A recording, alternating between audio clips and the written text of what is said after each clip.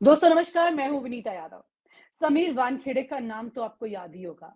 किस तरह से मुंबई में उन्होंने भयंकर हलचल मचा दी थी और उसके बाद जो उठापटक हुई थी, सवाल उठ रहे थे, सोशल मीडिया पर चल रहे थे कि समीर वानखेड़े किसकी शय पर ये सब कुछ कर रहे हैं।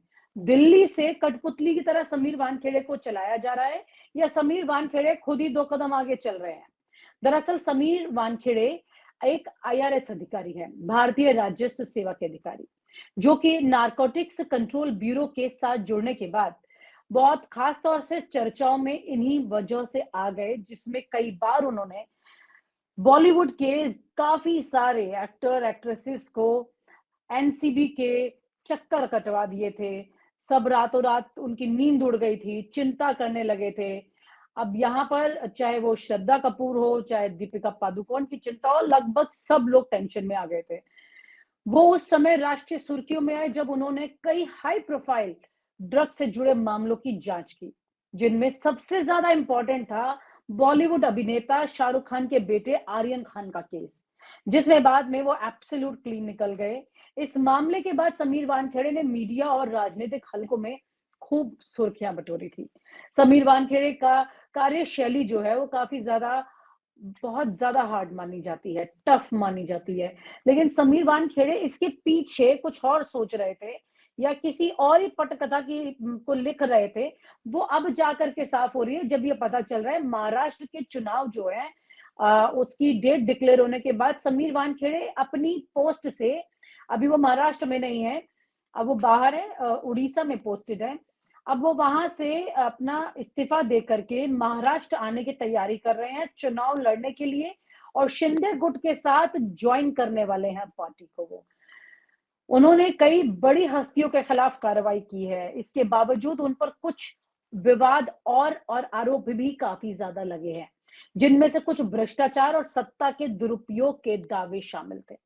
तो एक ऐसा अधिकारी जो खुद चर्चाओं में इस वजह से रहा है कि उन्होंने कई हाई प्रोफाइल केसेस को एनसीबी के नारकोटिक्स कंट्रोल ब्यूरो के चक्कर कटवा दिए और उसके बाद अब खुद राजनीति में कदम रखने जा रहे हैं समीर वानखेड़े।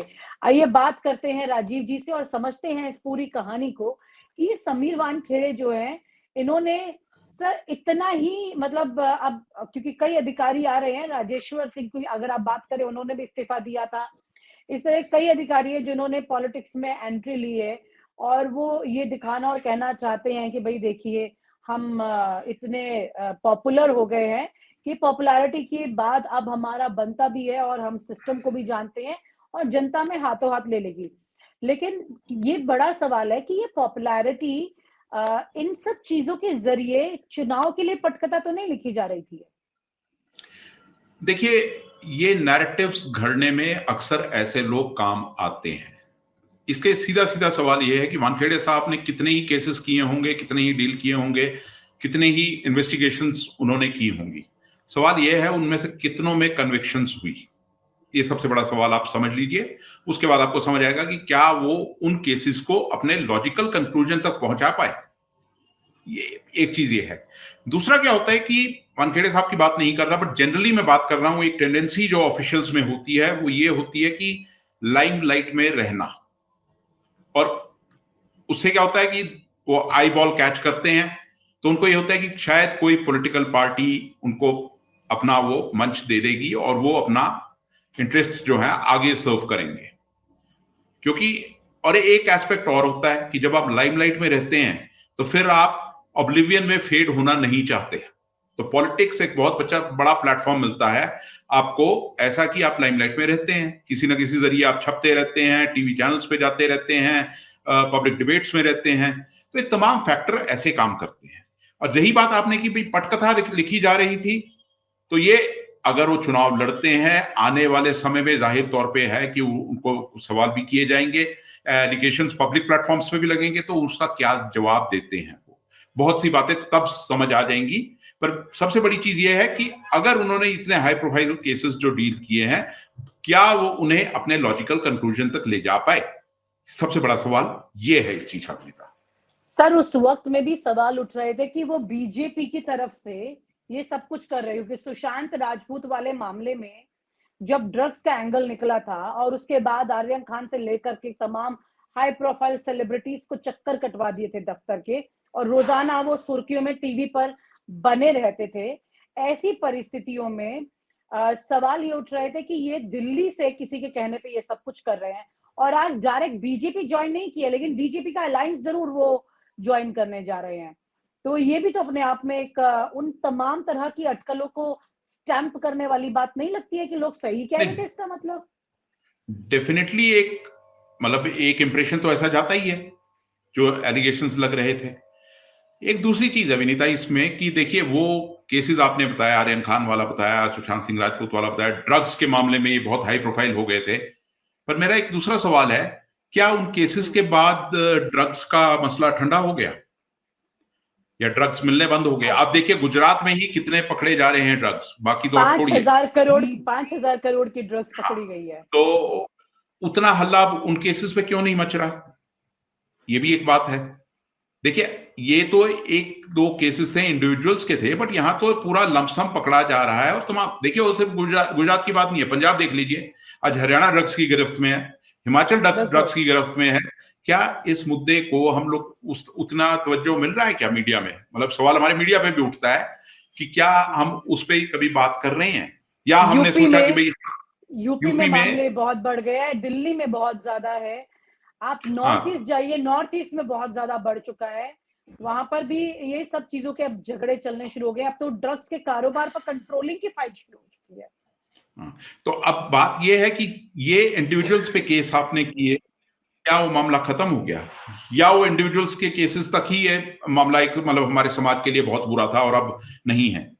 तो बात ये लार्जर पिक्चर की है। और जैसा मैंने कहा कि अब आप बात कर रहे हैं बीजेपी की या उनके अलायंस की या वैसे, तो देखिए, पार्टीज जो पावर में होती है अक्सर ऑफिशियल्स का यूज करती हैं अपने एंड्स को बीट करने के लिए। बट फिर उन ऑफिशियल्स पे भी सवाल उठता है, क्या उनमें वो स्पाइन है कि वो उसको रेजिस्ट कर पाए? हम सब जानते हैं गुजरात में डीजी बंजारा का रोल हम जानते हैं क्या रहा था, कितने एनकाउंटर्स और क्या क्या होता रहा वहां पर। उन ऑफिशियल्स का रोल भी हम जानते रहे, और कितने पॉपुलर हुए उसके बाद वो हम ये भी जानते रहे। दूसरी तरफ हम पंजाब में भी जानते हैं कि वो ऑफिसर जिसने एक टॉप पॉलिटिशियन का डॉसियर तैयार किया था ड्रग्स को ही लेकर, और किस तरह उसे झेलनी पड़ी। ये तमाम चीजें चलती हैं। और इंपॉर्टेंट ये है कि पब्लिक उसे किस तरीके देखती है, और फिर जो उनसे सवाल किए जाते हैं वो कैसे सवाल किए जाते हैं, कौन करता है और कैसे करता है। ऑपोजिशन को अगर उनको लगता है इन चीजों पे, तो डेफिनेटली सवाल करना चाहिए और लोगों में जाना चाहिए। देखिए, लोग समझते भी हैं इन चीजों को और जानते भी हैं, बट अनफॉर्चुनेट पार्ट अब ये है कि हमारे यहाँ एक वो नेक्सस भी है, आप कह लीजिए, पॉलिटिशियंस ऑफिशियल्स का, कहीं वो भी चलता है, फिर कहीं पे money and muscle power role play कर रही है। तो वो चीजें कहीं ना कहीं उस पर हावी हो जाती हैं उन चीजों को लेकर, पर मसले वहीं के वहीं खड़े हैं। और डेफिनेटली क्वेश्चनेबल चीज तो होती ही है किसी व्यक्ति का, किसी ऑफिसर का, इस तरीके से अगर पॉलिटिक्स ज्वाइन करना आते ही और वो करना आके। और फिर एक सवाल और उठता है ऑफिसर्स का, अक्सर ये भी देखा है हमने कि रिटायरमेंट के बाद उनकी क्या कहते हैं, उनकी कॉन्शियस जाग जाती है और वो बहुत बड़ी बड़ी बातें करने लग जाते हैं। उनका सबसे बड़ा सवाल ये होता है कि जब आप नौकरी में थे और जब आप पे वो जिम्मेदारी थी इन चीजों पे काम करने की, तब आप कहां थे और क्या कर रहे थे, और क्या आप किसी एक पर्टिकुलर इंडिविजुअल या पार्टी की ही लाइन टो कर रहे थे? ये सब सवाल इनसे जुड़े होते हैं। अब यहाँ पर अधिकारियों की अगर हम बात करें, समीर वानखेड़े अपने आप में एक एग्जाम्पल हुए, इसके अलावा और भी एग्जाम्पल हैं। ईडी के राजेश्वर सिंह जो है, किस तरह से वो भी बहुत ज्यादा कंट्रोवर्सीज में रहे, इतनी ज्यादा कंट्रोवर्सीज में थे, हमेशा उनका कुछ ना कुछ नाम आता रहता था इसमें। फिर उसके बाद में चर्चाएं ये बहुत जोर शोर से थी कि उनके बीजेपी से रिश्ते बहुत अच्छे हैं। अधिकारियों के बीच किसी पॉलिटिकल पार्टी के साथ रिश्ते अच्छे होना कोई नई बात नहीं है, लेकिन आम जनता के लिए हमेशा जानना जरूरी हो जाता है। ऐसे कि आज की तारीख में टीवी चैनल के लिए कि ये टीवी चैनल है तो ये इसका है, तो ये अधिकारी है तो ये इसका होगा, तो ये भी क्लैरिटी होनी चाहिए ना फिर तो राजीव जी, क्योंकि अगर ये क्लैरिटी हो जाती है तो लोग को फेयर इन्वेस्टिगेशन की भी तस्वीर साफ समझ में आ जाएगी और उसके पीछे छिपे हुए एजेंडे भी समझ में आ जाएंगे। क्योंकि राजेश्वर सिंह भी बीजेपी ज्वाइन किए फाइनली। अब लगातार इस तरह से इन अधिकारियों का जो इतने इंपॉर्टेंट केसेस को हैंडल कर चुके हैं राजेश्वर सिंह खुद, और उसके बाद वो बीजेपी ज्वाइन कर लेते हैं, यानी कि ज्यादातर अधिकारियों के पास बीजेपी से ये क्लियर कट ऑफर चल रहा है। रंजन गोगोई जो कि देश के सीजीआई रहे, उन्होंने भी बीजेपी के द्वारा सांसद बन गए वो जाकर। ऐसे बहुत सारी लगातार ये सीक्वेंस हो रहे हैं, यानी कि परतें जो हैं वो धीरे धीरे खुद को एक्सपोज कर रही है ना वक्त के साथ में, कि देखिए अब हम ये जो कर रहे थे उसका एजेंडा यह था, अंत में जाके हमें भी इसी जगह बैठना था, नेतागिरी में बैठना था। तो ये अपने आप में बहुत चिंता की बात नहीं है कि बीजेपी कैसे ये मिलावट बढ़ा रही है इस तरह? देखिए, उसमें तो सीधा एग्जांपल ये है जो कांग्रेस का कैंपेन है, बीजेपी की वॉशिंग मशीन। वो कहीं ना कहीं वो जस्टिफाई हो जाता है इस चीज से। जितने कंट्रोवर्शियल पॉलिटिशियंस हैं, या अब तो ऑफिशियल्स की भी बात आ गई है, वो भी अगर जाके बीजेपी ज्वाइन कर लेते हैं तो फिर तो उनका वो जो कैंपेन है उसको कहीं ना कहीं सपोर्ट मिलती है। ये हमारे एक सिस्टम की डी जनरेशन का एक पार्ट है विनीता। हम लोग जर्नलिज्म से हैं, आपको ध्यान होगा, हम लोगों का दौर वो दौर था, अगर हमारे एडिटर को कोई ऑफिशियल ये कह देता था ना कि आपका रिपोर्टर अच्छा काम कर रहा है, तो उसकी बीट बदल दी जाती थी। ये समझा जाता था कि ये उसके नजदीक है कहीं ना कहीं, या उसके वो पसंद कर रहा है, क्योंकि कहा जाता था कि आपको तो जो सबसे ज्यादा डिसलाइक करता है। बल्कि मुझे याद है जब हमारे खिलाफ चिट्ठियां आती थी इस दौर में, कभी दफ्तर में या कोई आता था, तो हमको ये कहा जाता है, एडिटर बड़े गर्व से कहता था ये लो तुम्हारी फैन मेल। बट अब तो उल्टा दौर है, बिल्कुल ऑफिशियल्स पे लागू हो रही है और लोग समझते हैं इस चीज को और चीजें क्लियर हो जाती हैं। जब कोई ऑफिशियल ज्वाइन करता है जाके XYZ किसी भी पॉलिटिकल पार्टी को, तो सीधा समझ आ जाता है कि इसका स्लांट किस तरफ था शुरू से। तो वो इंडिपेंडेंस या फ्री इन्वेस्टिगेशन या फ्री डीलिंग, वो फिर उसके कोई मायने नहीं रहते। और वही वजह है कि आज लोगों में जो फ्रस्ट्रेशन जो नजर आ रही है, डिसइल्यूजनमेंट नजर आ रहा है पूरे सिस्टम से, वो इन्हीं कहीं नजर आ रहा है। और इसका एक दूसरा पार्ट भी है ना। देखिए, आज कोई ऑफिशियल कंट्रोवर्शियल है, वो किसी पार्टी को ज्वाइन करता है XYZ को और चुनाव लड़ लेता है, तो मतलब जो उस पार्टी के वर्कर हैं या उसका काडर है, वो क्या मूर्खों की जमात है वहां पर?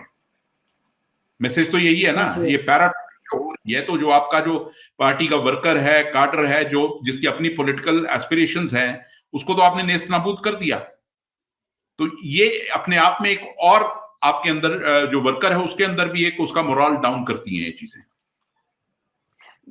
क्योंकि यहाँ पे अगर राजेश्वर सिंह के ने जो मैटर्स हैंडल किए थे वो अपने आप में बहुत ज्यादा हाई प्रोफाइल थे, जैसे कि समीर वानखेड़े के हैं।